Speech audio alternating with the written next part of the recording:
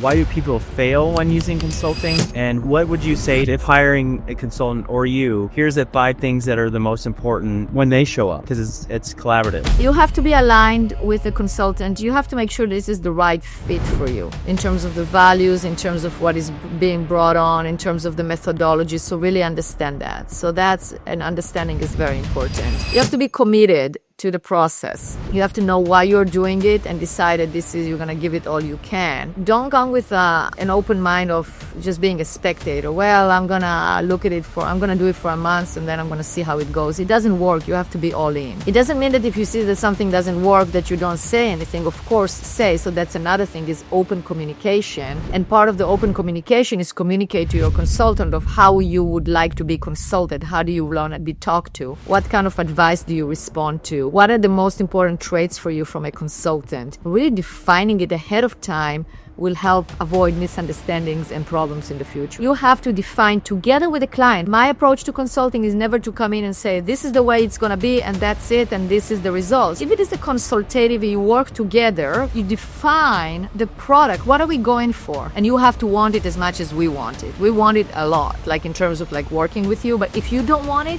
and if you're not ready to make the changes and if you're not ready to work with us, then there is no point. It's not a collaboration. It's not a partnership. And I do see the consulting is like working together as a partnership. Collaboration versus correcting. Like you can't just come in and correct everything because there's not going to be the buy-in to move that process. And that's what happened where I was at. They just stopped. They didn't do anything. It just came down to that surface level advice instead of really digging in and doing consulting due diligence with collaborative environment, like getting the stakeholders in the department, getting their problems and figuring out what that could really look like with change.